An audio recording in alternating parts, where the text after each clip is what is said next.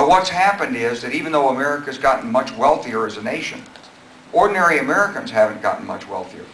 In fact, the middle 3/5 of the American economy, people that live in this, people are in this zone, haven't increased their real wealth, their real income at all in the last 30 years, according to the statistics that I see. So what that means is the wealthy have gotten wealthier, and most of the rest of us are treading water. And there's all the mortgage debt, with people in homes whose value has actually depreciated. We've hit the wall on debt. And finally, new ideas. How about this? A different way of looking at government.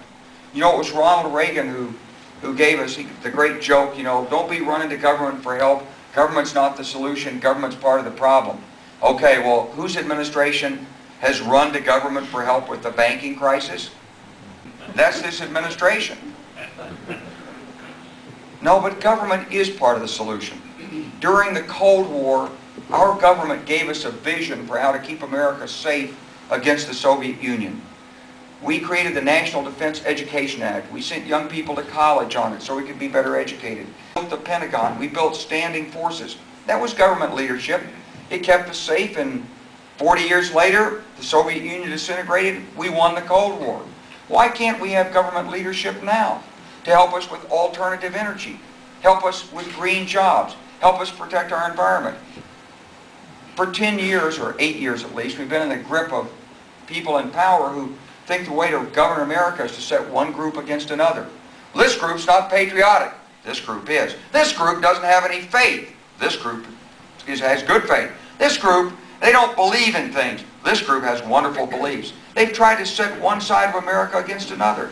They called it red versus blue.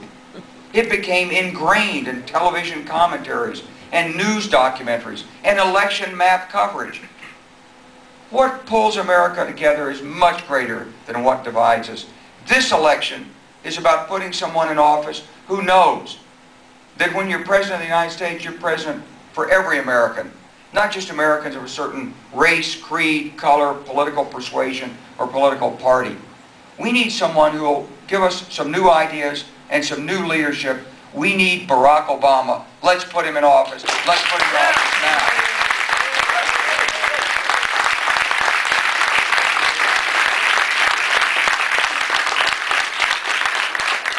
Now, we're running a little bit behind, so that's all I wanted to say. What I'd really love to do is hear your comments or questions, and how can we help you here in Roanoke? I know they have to have a passion for the opportunities that lie ahead. For example, why shouldn't we say to the Afghan leadership, we'd like you to be the breadbasket of Asia. Grow wheat. We'll pay you 5 times the world price for a bushel of wheat. Right now we're paying DynCorp $200 million a year to go whack down opium poppies. And the only thing we're getting for that is a bunch of angry villagers where we've destroyed their livelihood. They're still finding ways to grow it and export it. Why don't we give them a better crop to grow? Pakistan's a nation of 170 million people. We're not going to send a brigade of the 82nd Airborne in and fix Pakistan. So the idea that, hey, they're not behaving like we like them to, let's teach them a lesson, that doesn't work. Let's increase this troop strength along that border. Let's do a better job of interdicting movement and knowing who lives on the Afghan side of the border. And then let's give the Pakistanis a little bit of breathing space. We've urged them to become more democratic. They've gotten rid of a dictator. They're trying to be democratic. They're struggling with economic problems, political problems, legitimacy problems for the government. We can't solve those problems for them. The last person who wants to leave America defenseless. No American president is going to take the risk of another 9/11. But I think Barack Obama has the kind of judgment, decision-making, reasoning abilities that will help him put together a much more efficient and effective defense program than what we've seen over the last 8 years. But I think there's enough information available, it could be made available.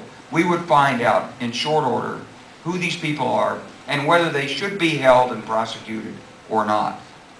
That's the way we need to clear America's good name. And I hope we'll do it very quickly.